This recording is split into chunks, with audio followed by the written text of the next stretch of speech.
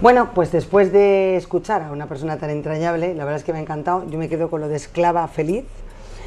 Vamos a conocer a una persona, no es vicerrectora, me lo ha matizado, mis disculpas para el rectorado y los vicerrectores, pero bueno, como si lo fuera, porque por eso ya le llamo vicerrectora, es delegada ¿Del rector? Del rector, de Manuel Palomar, de la Universidad de Alicante, universidad donde yo, oye, orgullosísima, cursé mis estudios. Sí.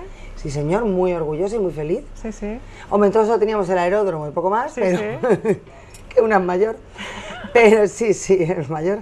Pero muy feliz. He vuelto al campus hace poquito y he visto aquello y he dicho, madre mía, qué maravilla. La verdad es que sí, está muy bonito y muy cuidado y es un espacio que mimamos y que abrimos siempre las puertas sobre todo a quienes han estudiado o han pasado por la universidad.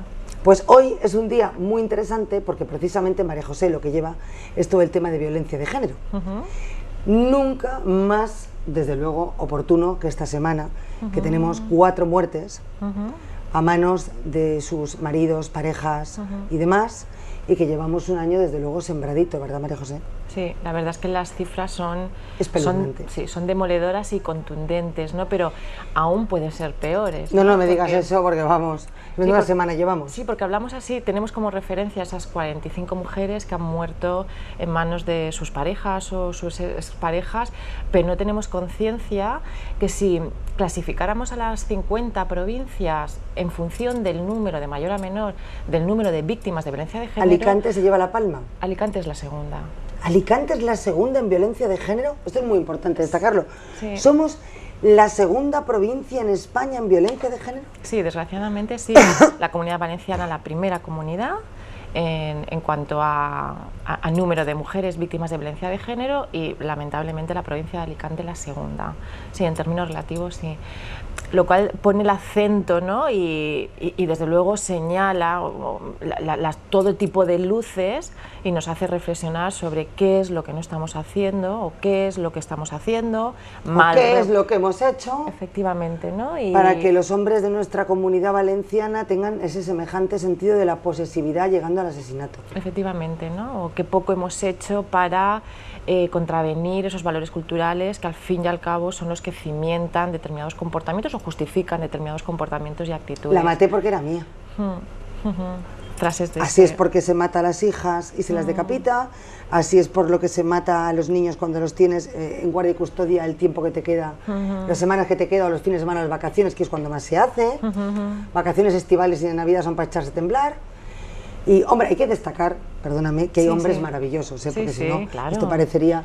hay hombres maravillosos, hay exmaridos maravillosos, hay parejas actuales maravillosas.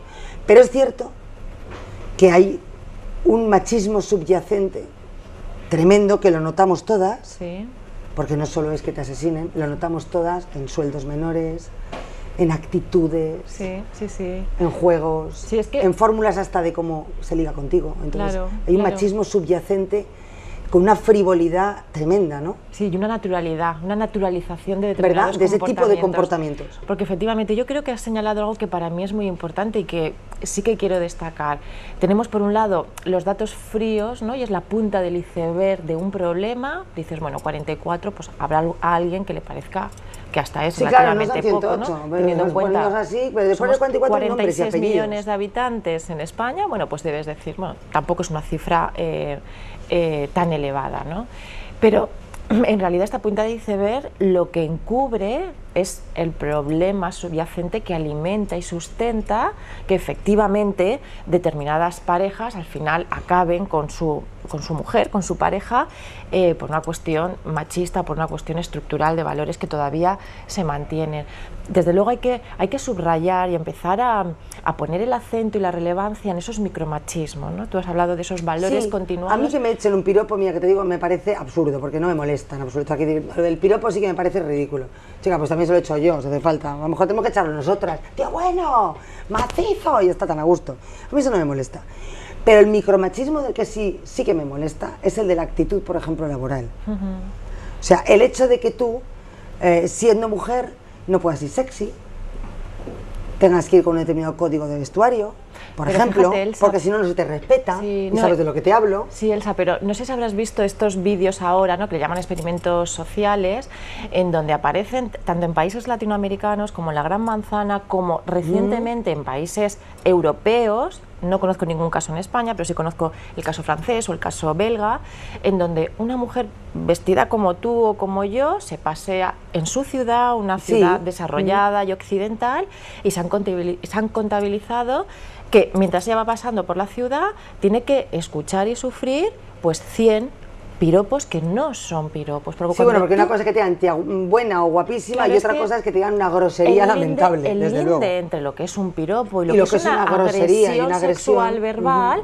pues es muy sutil y depende del contexto. Pero tú, por el hecho de ser mujer y con la circunstancia de pasear por tu ciudad, que tengas que soportar y aguantar determinados comentarios, que se pongan a tu lado y anden contigo durante 5 minutos. Bueno, es que eso ya no estamos hablando de un piropo, eso estamos hablando de una agresión sexual. Claro, pero son comportamientos que están absolutamente naturalizados, normalizados, que cuando que te entren por la calle y te sigan, bueno, esto es lo más habitual. Sí, o que te metan mano, o que... Pero es que eso me parece todavía más grave, porque eso sí que pasa, por ejemplo, en el entorno laboral.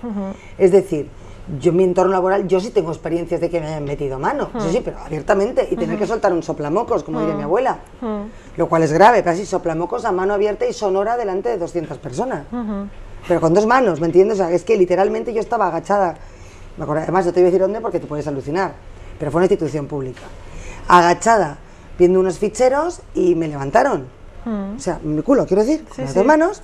Sentí cómo me levantaban. Te puedes imaginar el sonoro bofetón que acompañó a semejante actitud. Pero dices, bueno, si yo, en vez de ser una tía hecha y derecha y con un par, soy una niña con un complejo, pues me quiero morir, es que no vuelvo al trabajo. Efectivamente. Es que no vuelvo, vamos. Quiero decir que quiero anotar y subrayar, ¿no?, que esa separación, ese límite en lo que es un piropo y una agresión sexual verbal es tan sutil y tan delicada, que yo creo que hay que anteponer... Lo que no creo es que con las multas se vaya a arreglar eso, sino con educación. Efectivamente. Porque tenemos que ir a multar a todos los que hagan una cosa así, nos podemos volver locos, ¿sabes? Esa es una de las claves preventivas, efectivamente, pero luego está la otra dimensión, que es la de actuar en la medida que tú has sufrido o has vivido algún tipo de agresión. Yo creo que son 2 ámbitos que no son excluyentes, que deben ir unidos de la mano y que se deben implementar cada uno en sus ámbitos, ¿no? La educación es fundamental, porque si partimos que la violencia de género y que los micromachismos es un elemento estructural y cultural, la única manera que tenemos de revertir estos valores es a través de la educación, es resocializando o socializando con otros valores y con otros cánones. Yo creo que hay que reflexionar y seriamente, ¿no? Cuando hemos tenido esta manifestación, afortunadamente, con tanta aceptación el sábado, ¿no? Sí, en Madrid estuve, la vi. En donde había un llamamiento y una movilización no solamente del movimiento feminista de toda índole, sino también una implicación por parte de la mayoría de los partidos políticos y una presencia muy importante de hombres, ¿no? Pone en evidencia que tenemos, o sea, que es una reivindicación compartida y que tenemos que arromangarnos, y cada uno dentro de sus dimensiones y sus responsabilidades, algunas veces personales, familiares y otras institucionales, debemos hacer algo, ¿no? Y me parece fundamental que también dentro del entorno universitario, y así lo entiendo. No, por eso te iba a decir que te felicito porque, mira, yo estuve en la manifestación del sábado, estaba en Madrid y estuve allí.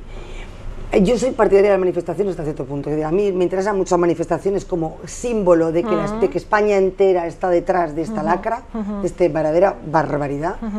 Pero me gusta mucho más lo que vais a hacer vosotros. Quiero decir, detrás de la manifestación o de la manifa lo que tiene que haber es una actitud continuada de trabajo. A mí no me sirve que la gente vaya a la manifestación y luego no vaya a verte a ti, a montar la silueta, o que no aplique ese código en su casa con su hija, o que no recomiende lecturas a su familia, o no sé si me estoy explicando. Es fundamental, o sea, tiene que continuar. Claro, y la clave es continuar con independencia. Tiene que haber un pacto de Estado institucional que le dé continuidad a cualquier tipo de iniciativa, por supuesto. Y tiene que haber cambios de códigos de valores. O sea, no puede ser que en este país nos estemos fijando constantemente en cómo se viste una política o de quién se viste o cómo lo hace, y no nos fijemos, por ejemplo, en cómo se viste un hombre. Efectivamente, Elsa, efectivamente.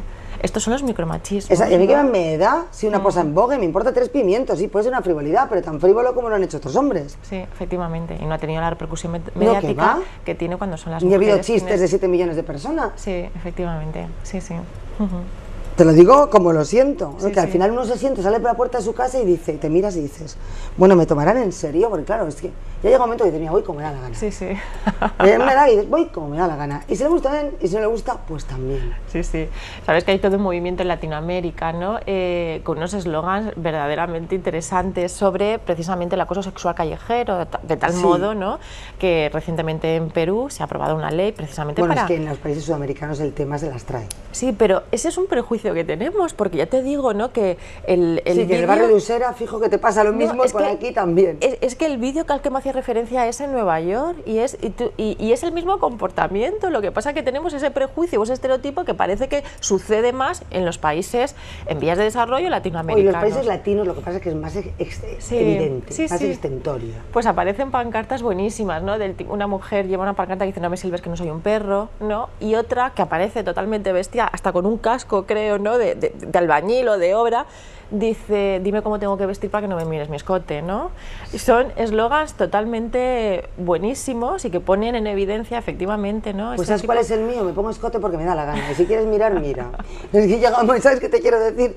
O sea, yo creo en la liberación femenina, soy feminista, pero de verdad, o sea, me pongo el escote que me da la gana. O sea, solo faltaba que me vaya a tocar a mí ponerme un burka, vamos, hombre, aquí, y encima nos veamos feministas, hasta aquí vamos a llegar. Sí, sí. Pues esa pregunta te la quería hacer, porque no la hace nadie. O sea, yo personalmente, te lo digo, por ejemplo, me parece que es una aberración, me da igual si mañana me condenan al Islam eternamente, me da igual. Me parece una aberración, por ejemplo, que se le permita a las niñas, hasta los 18, que tengan que ir al colegio tapadas, porque es que me parece una aberración educativa, es decir, o que tengan que no hacer deporte por su credo, el de sus padres, o que no puedan correr, o que no puedan ir a la playa, o que no puedan compartir aulas, o que no puedan compartir un baño. O sea, me parece muy bien que en su país hagan lo que quieran, y tampoco, ¿sabes? Pero creo que hasta los 18 años hay que preservar los derechos educativos de los niños por encima de las creencias personales. Repito, me da igual un burka que un sari color rojo. Sí. Vamos a dejar las cosas claras. Sí, sí. Pero claro, es que hay ahora mismo, por ejemplo, un problema latente, que son las niñas de 14 y 15, que encima yo conozco algunas y la mitad están locas por cumplir los 18, para poder... tanto liberadas, que dicen sus padres que están liberadas, de liberadas nada, porque en los Instagrams funcionan con sus fotos normales a escondidas de sus padres, para poder salir cortando, echando castañas, millas y poder ser normales. ¿Cómo puede permitir el Estado español esta desprotección de la infancia? Sí. Pues porque es una desprotección de la infancia en pro de una supuesta, como es, alianza de las civilizaciones. No estoy de acuerdo. No sé cómo lo ves tú como feminista, vamos. Pues fíjate, pues el camino que nos Y queda... perdón. No, el camino que nos queda recorrer, ¿no? Desde luego hay debates que todavía no se han abordado y no Es que se han ese es un abordado... debate que habrá que abordar. Sí, no se ha abordado con... desde todos los ámbitos. Tú estás aludiendo por la edad de estas niñas a una edad en el periodo escolar, en el periodo a los 18 educativo que se ponga lo que básico. quiera encima, como si quiere ir tapada un ojo y con un catalejo por la calle, es su problema. Sí, sí, sí, sí. Efectivamente es que debates que todavía no se han abierto y no se han solucionado, evidentemente, sí. Pero yo creo que la infancia hay que preservarla, ¿sabes? Entonces, creo que está por encima los derechos de ese niño a escoger, a tener una infancia educativa correcta, normal, en sintonía, deporte, a poder, pues que vamos a ver, es que con eso no se puede meter uno en un Plinton, con eso no se puede correr, con eso no se puede ir a la playa con tus compañeros. Sí, reconocer los derechos de la infancia como se recogen en otros ámbitos, efectivamente, ya que aparecen sesgados. Solo por una parte, efectivamente, para las mujeres, porque para los niños no. Sí, sí. Sí, sí, es una cuestión de género, efectivamente. Porque si fueran para todos igual, entendería que es una cuestión religiosa, ¿sabes? Sí, perfectamente. Elsa, comparto tu punto. No, yo lo digo porque como nadie le ha dicho, yo lo digo, pero creo que me parece una aberración y que el Estado francés en ese sentido tiene una política educativa mucho más correcta.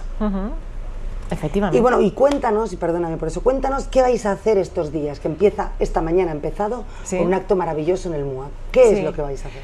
Bueno, en realidad lo que hemos hecho ha sido recuperar una iniciativa del Museo de la Universidad de Alicante que lleva, fíjate tú, ¿no?, manteniendo, que lleva repitiendo durante 10 años, yo creo que es la gran metáfora para las políticas de igualdad, ¿no?, que es la exposición Mulier Mulieris. Este año la Universidad de Alicante celebra el 10º aniversario de esta exposición.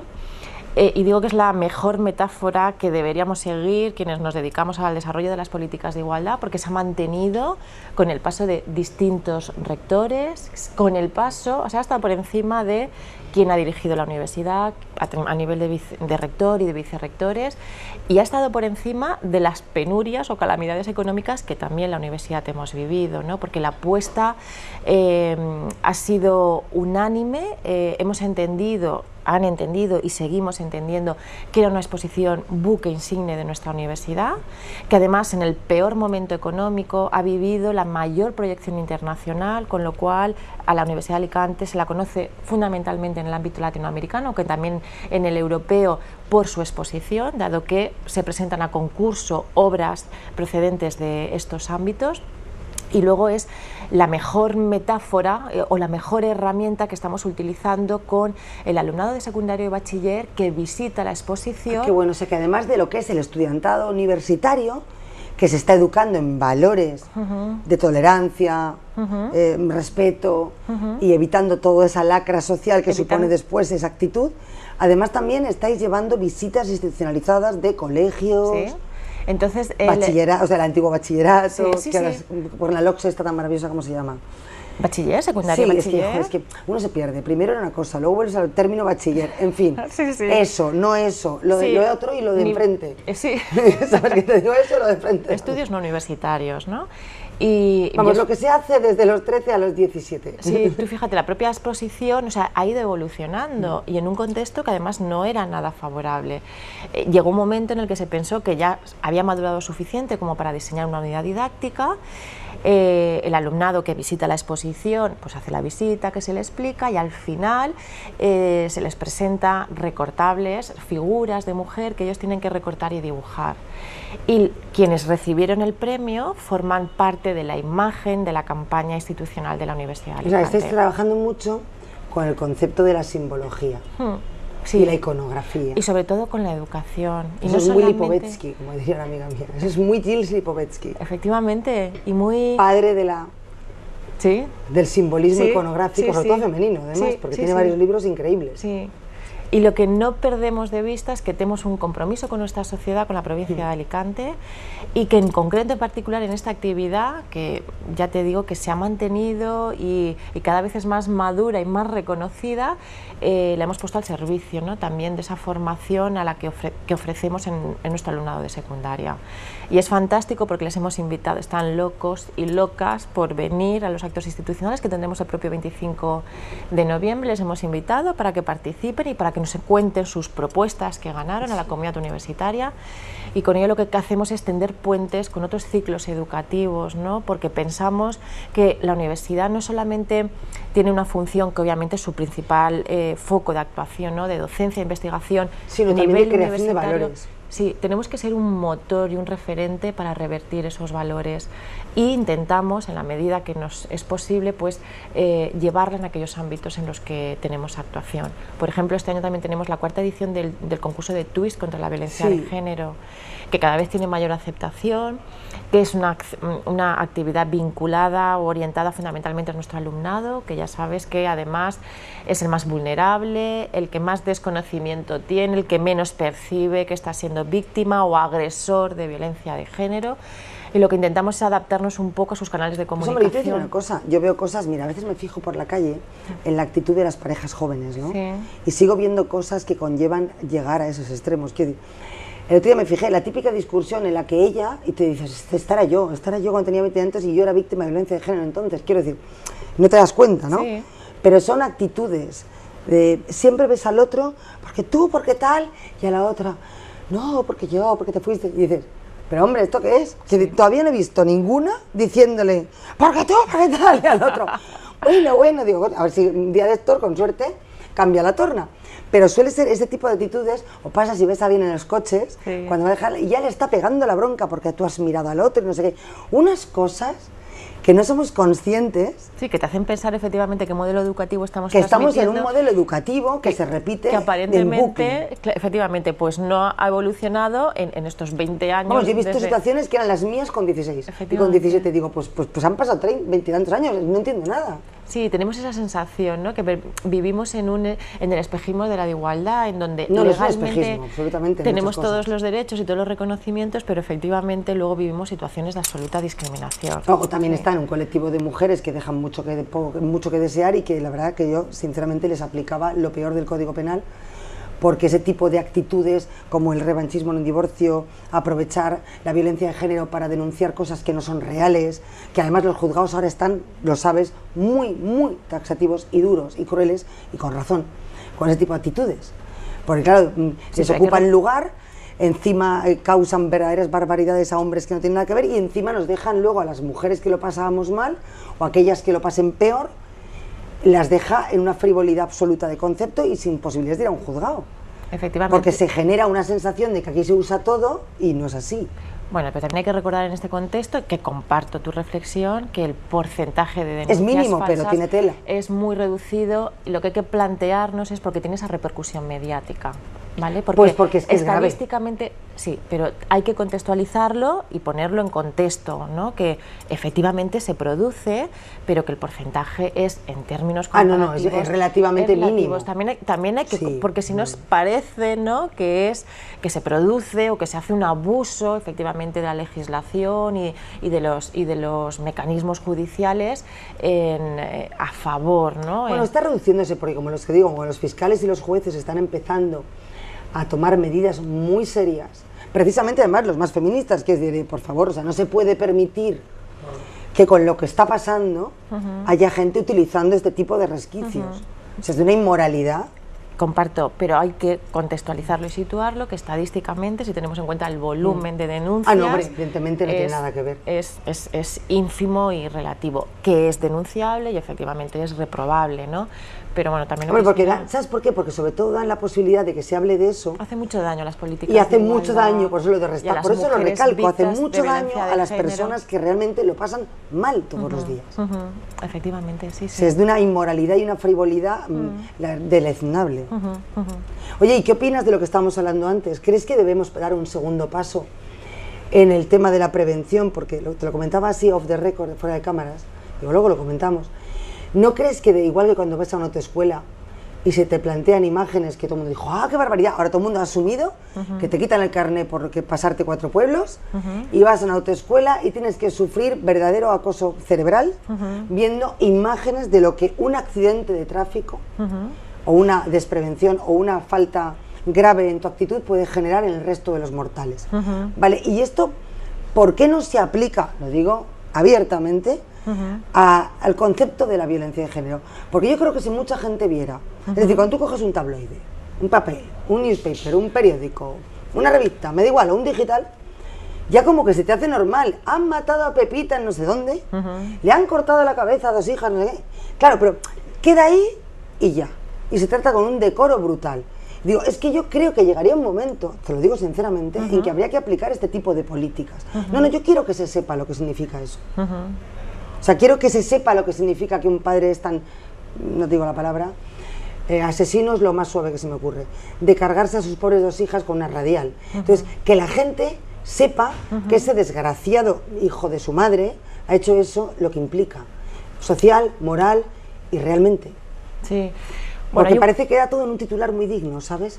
Sí, hay un código ético, ¿no?, que intentamos que los medios de comunicación, ¿no?, a todos los niveles cumplan en cuanto a tratamiento... Sin amarillismo, sí, efectivamente, ¿no?, por las consecuencias, las trascendencias que puede tener la difusión de determinada información vinculada con estos casos. Sí, pero bueno, en cursos de maltrato, por ejemplo, que te lo pongan. Igual que en los cursos de conducción. Sí, de todas formas, salvo teniendo en cuenta esta consideración, lo que está claro es que tenemos que articular otra serie de estrategias, ¿no?, en el ámbito preventivo y en el ámbito de intervención, efectivamente, cuando ya estás tratando...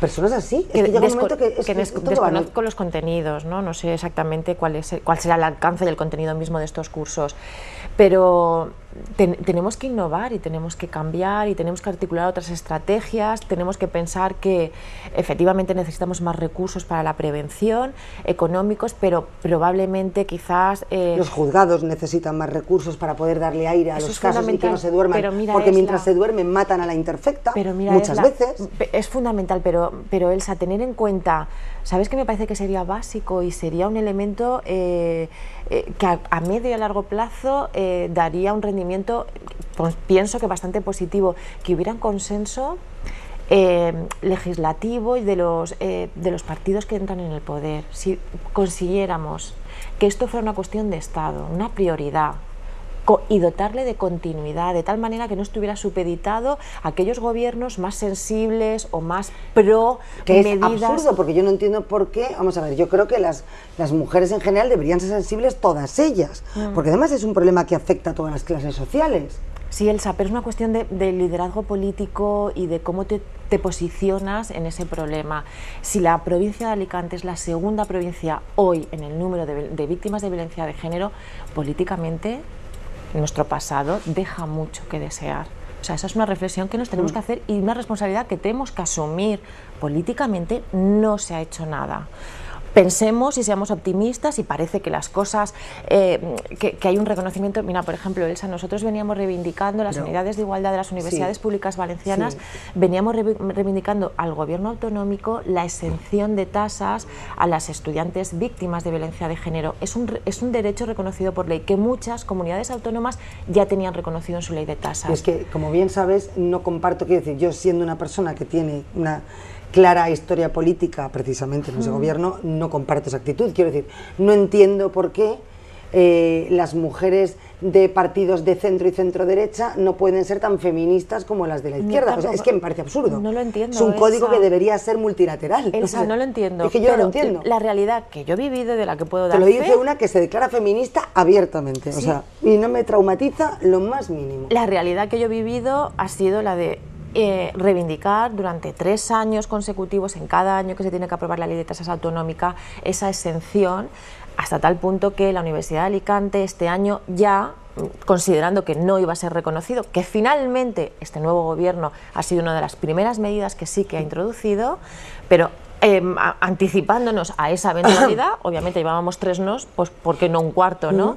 El Vicerrectorado de Estudiantes asumía el coste en cuanto al pago de tasas de las matrículas para estas alumnas, en previsión de que no fuera reconocido.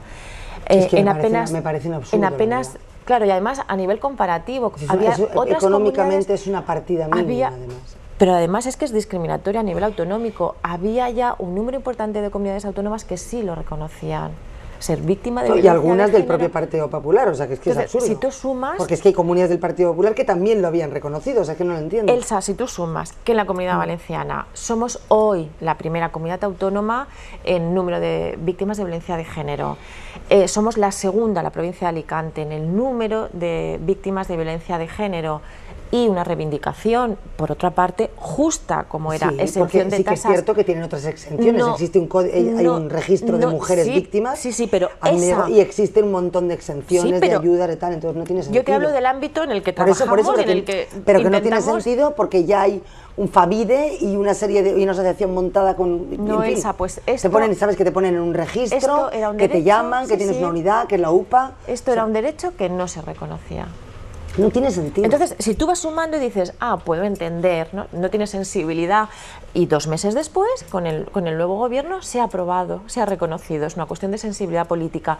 Si tú no tienes sensibilidad, puedes entender cómo estamos en esos puestos dentro de estos rankings a nivel autonómico y a nivel provincial, y puedes pensar, dices, que el primer punto de partida o la baraja se tiene que empezar a repartir en el momento que va a haber continuidad, porque de poco va a servir que tengamos ahora, durante 4 años, un gobierno sensible y proactivo, ¿no?, que introduzca medidas en este sentido, si luego, venga quien venga, del perfil que sea, no va a tener sensibilidad con estos temas? Porque parece que es una cuestión de sensibilidad. Bueno, es que hay temas que deberían ser parte de un acuerdo institucional. Esa es la reivindicación de la manifestación del pasado y que sábado. además tiene que ser una parte de todos, porque realmente yo creo, conozco mucha gente de mis compañeros, yo veis que me extraño, o sea, que yo creo que no tiene sentido, o sea, es como que ¿quién va a estar de acuerdo en no ayudar a que se erradique una cosa semejante? Efectivamente. Me parece absurdo, ¿sabes? Quizás lo que es también es falta de conocimiento, sencillamente te lo digo, o posiblemente una serie de tabúes absurdos sobre lo que nos diferencia y no podemos tener igual, lo cual es absurdo también porque hay cosas que están por encima de todo. Hay una cuestión de lealtad institucional. Al final hablábamos de universidades públicas. Como también el hecho ahora, por ejemplo, que a mí me parece genial, del acuerdo de mínimos que se ha tomado con el tema de Artur Mas y de la soberanía nacional. O sea, hay cosas que trascienden del ámbito de la lucha política, es absurdo. Efectivamente, sí, comparto. Y me estabas diciendo, perdóname. No, que es una cuestión de lealtades institucionales entre administraciones públicas cuando estamos pidiendo desde las unidades de igualdad de las universidades valencianas a la Consellería con competencias en temas de violencia de género, reivindicando la sección de tasas, hablas de desconocimiento. Porque eso estaba dependiendo de la Consellería de Violencia de Género, ¿no? La Consellería de Bienestar Social, que antes era la que tenía las competencias, ¿no? Pero bueno, insisto, y también trasladamos la petición a Educación, en tanto que ellas tienen la competencia en el ámbito universitario. Tú puedes desconocer, pero si confías y entiendes, ¿no?, las relaciones institucionales de instituciones públicas en el ámbito de la lealtad, tienes que parar, sentarte, escuchar y decir... Bueno, yo creo que de todo se tiene que aprender. Si eso estuvo mal hecho, pues estuvo mal hecho. Las cosas como son. Hay otras cosas que estuvieron bien hechas, pero si eso estuvo mal hecho, pues estuvo mal hecho. En todo caso, lo que me enorgullece es que se pueda volver a hacer bien, ¿sabes? Y que el futuro sea un futuro en el que nos dejemos los traumas y las estupideces y todos rememos en un sentido en muchos temas que deben ser, como tú bien dices, compartidos. Pues se nos acaba el tiempo porque yo hubiera estado hablando una hora más, ¿sabes? Pero nos dicen por ahí, se acaba, cortar ya. Así que, oye, mira, un placer inmenso. Otro día tienes que venir a contarnos los resultados de los talleres. Sí. Y bueno, pues ojalá que esta noche sea una noche que no augure que las próximas noches tengamos que volver a hablar de esto. Muchísimas gracias y espero que hoy hayáis tenido un buen programa. Ha sido un poco más durito de lo habitual, pero me encanta. Yo creo que hay temas que también hay que hablar y que las mujeres lo agradecerán. Buenas noches.